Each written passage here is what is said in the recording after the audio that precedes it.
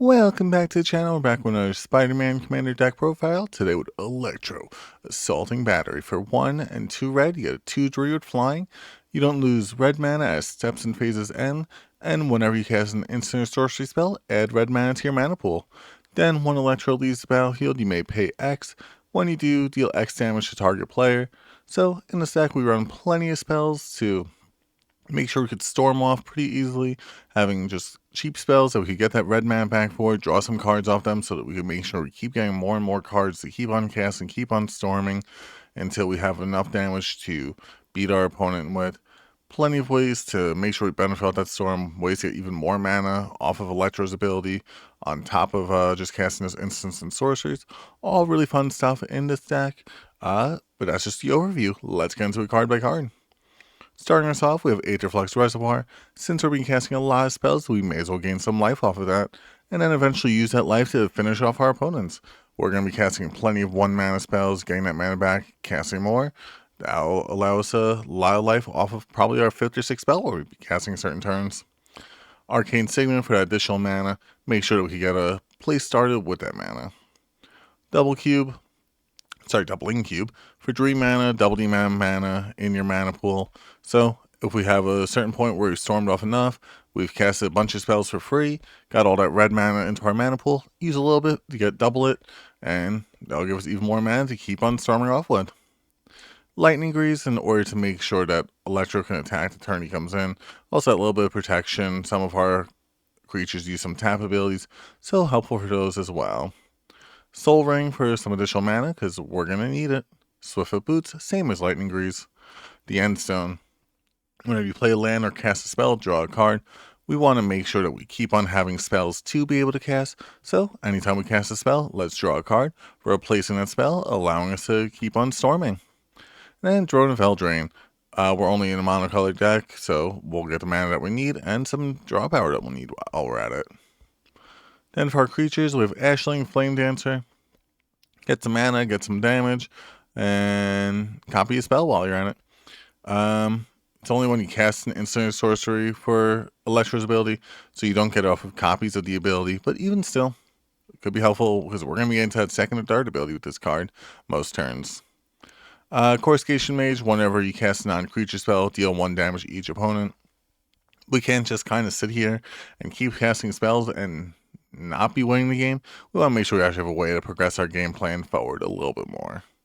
Standard Airborne Flamesmith. A lot of our creatures do the same thing of the 1 damage anytime you cast an instant sorcery or non-creature spell, depending on the card. Firebrand Archer, same thing, non-creature spells. Gutter Snipe, except we're doing 2 damage this time around.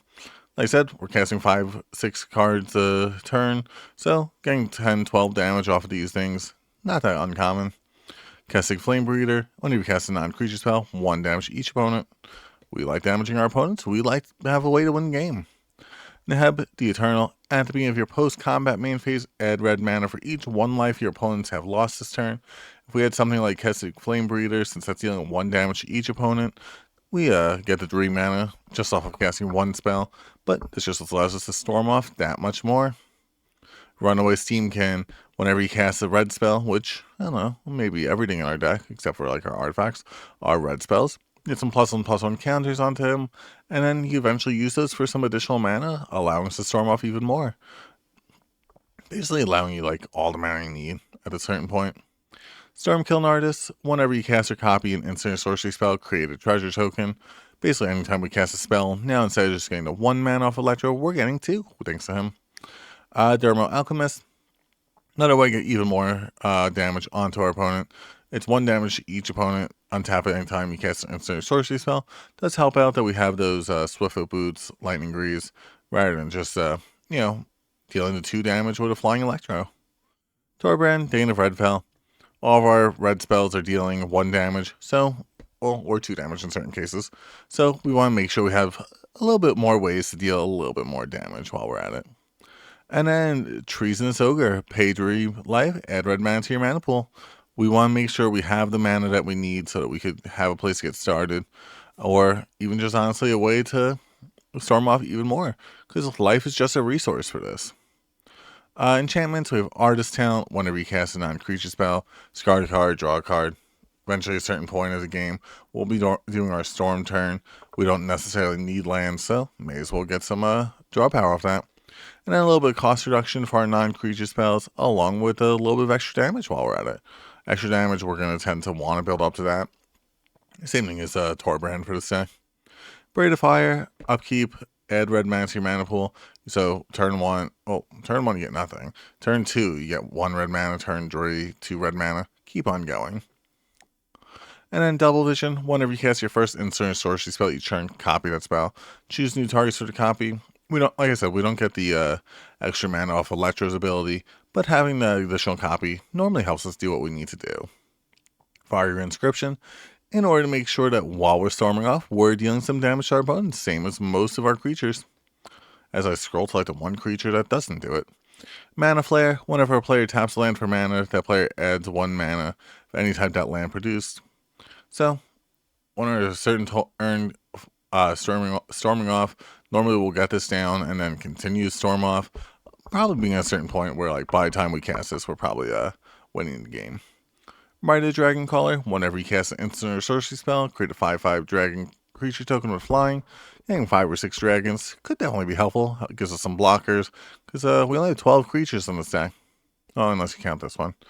Herb-esque, whenever you cast an instant or sorcery spell, deal 1 damage to each opponent and add some red mana. Basically Electro's ability, except a little bit more damage while we're at it. And a little bit cheaper to cast Electro, 1 less mana. On to the no planeswalkers in this deck, that's right. On to our second half though. Well, 37, 72 cards. Really the remaining 3/4 of the deck. But like I said, a lot of these spells may just be like 1 mana, deal a little bit of damage. But still, that helps us proceed our game plan even further. Starting us off, we have Battle Hymn. Add red mana to your mana pool for each creature you control. Sometimes that could be a lot if we have the dragons on the battlefield. It could be nothing at certain turns as well. It all depends on where we're at in the game. But even still, even if you have 1 creature casting this, you basically get a return on investment of 100%, and then keep on storming. Just add to your storm count for that. Big score, allowing you a little bit of draw power, some treasure tokens to allow you some more mana to keep storming off. Getting those 2 treasure tokens, we essentially get 3 mana back anytime we cast this spell, allowing us a 1 mana, draw 2, discard card, draw 2. I'd say that's worth it. Chaos Warp, because we're going to need at least a little bit of removal. We can't just solely rely on only doing our game plan. We want to make sure we have a way to actually win the game. Comet Storm, multi-kicker for 1. Choose any target, then choose another target each time the spell is kicked. Deal X damage to each of them. We could choose our opponents. We could choose our own creatures if we want to. We could choose our opponent's creatures. Depends on what we need. Depends how much mana we have. Crimson Wisp. Target creature becomes red and gains haste on turn. Draw a card. It's not necessarily the haste we care about so much. It's the draw card. Because this is basically a red mana cantrip that we're getting. Because we're getting the red mana back. We're going to draw a card. And something is getting haste while we're at it. Demand Answers, another 1 mana, discard 1, draw 2. Same thing as like Big Score, except the ceiling to like cast it's a little bit lower. And it allows us to keep on getting that more and more to storm off with. Display Power, can't be copied, but copy any number of target instant or sorcery spells. And choose new targets for the copies. Allowing us to, maybe draw 4 off Demand Answers, or, draw 4 treasure tokens off of Big Score. But overall, just tends to be a really good card in these storm decks. Expedite, another way, draw a card, run red mana, get that red mana back. It's actually the same exact ability as Crimson Wisps. Gutshot, pay 2 life, deal 1 damage to any target creature or player, and get that free red mana into your mana pool so that we could use it to get our storm count up. Lightning Bolt, a free deal 3 damage to any target. Also, on casting these, we're getting all those damages off of our creatures while we're at it, still helping us get that damage in and a way to win the game. Lightning Strike, another 1 mana, 3 damage to any target. You'd run Lightning Bolt for 1 mana, so why not run Lightning Strike for 1 mana, because that's essentially what it is for this deck. Lindbloom, Industrial Regency, another way to get some creatures that deal 1 damage anytime you cast a non-creature spell, allowing us to storm off, deal some damage, win the game. Might of the Meek, another draw card, 1 red mana, get a little bit of a bonus. You're not going to really control a mouse, but you could get that trample if you need it. Not going to intend to, but you could. Needle Drop, another 1 mana draw card, free draw card essentially. Get your storm count up while you're at it. Pyretic Ritual, 1 mana, get 3 mana. You have a Dark Ritual for your deck essentially. Would like to see it. Seeding Song, I forgot what the other Dark Ritual there is a one that is similar to Dark Ritual. I forgot what it's called though. You're basically getting this for 5 mana for 2 mana. Say it's worth it. Free 2 damage to any target, allowing us, here with Shock, allowing us to get our storm count and our damage up. Drill Possibility, we like to pay 1, discard 1, draw 2. Unexpected Windfall, same as the one we were talking about literally a second ago, essentially. Then Untimely Malfunction, a little bit of protection there for Electro, along with a little bit of removal on our end. And then we have Primal Amulet, a little bit of cost reduction. Now, stuff like Lightning Strike is literally free. Display of Power is only 1 red mana. Demand Answers is free, except for the discard card. I don't want to recast an insert sorcery, put a charge counter on it. There are 4 more counters on it. Remove the counters and transform it. And then you get a little bit of copying there as while you're at it. Is my computer frozen? Nope. There we go. Valakut's Awakening, a little bit of draw power while we're here. Shuffling our hand, the cards we don't want away, getting the cards we do want. Blasphemous Axe here for a board wipe. We could potentially cast this for just the 1 mana, and if we had a big enough storm turn where we're casting plenty of stuff for free, this could be the end of the game for our opponents. Bolt Wave, free, deal 3 damage to each opponent. I'd say it's worth it. Bonus round, until end turn, whenever a player casts an instant sorcery spell, that player copies it. It's until end of turn. Uses basically 2 mana less if you have your other cards that reduce the casting cost. So I don't know, 1 mana, copy all your spells? I think I'd take that. Crash Drew, another 1 mana draw card. Well, some other ability here that we don't necessarily care about. But still, getting our storm count up, letting us get more cards, allowing us to keep on going. Fatal Suiting, draw 2, discard 2 for free. Flashback it for 2 mana. But even still, gets our storm count up, gets us some draw power, gets us something to be able to cast Grape Shot. 1 mana, deal 1 damage to any target. That's it? No, it has Storm. We've been talking about getting our storm count up all deck profile. So here's finally the card that'll benefit off of it. We cast basically 1 into 2 into 3, 4, 5, 6, 7, 8, 9. Yeah, we have 9. Oh, sorry, we got ones down here. 10, 11, 12, 13, 14, 15. We have 15 different spells that all cost 1 mana in this deck. So even if we just cast those, dealing 15 damage to any target. If we have something like, what's his name?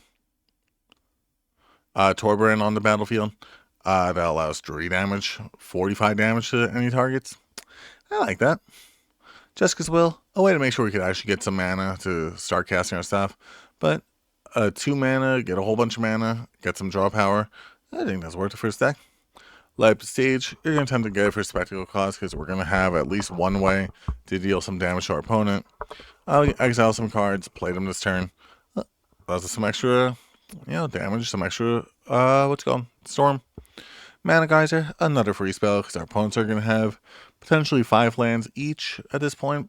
So if we're getting 15 mana plus the 16 off of casting it, works well in this deck, especially if we have a way to get rid of Electro by that point.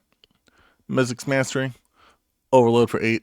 We're going to try to find a way to get that so we could Superstorm. Overmaster, 1 mana, draw a card, something else. Oh, can't be countered. Okay. It's actually kind of useful for this one. But still, 1 mana, draw a card, keep on storming. Renegade Tactics, 1 mana, draw a card. Ryle, 1 mana, draw a card. Strike Speeds to Spoils, same as Drill Possibility, Unexpected Windfall. Essentially the same thing that we're looking for.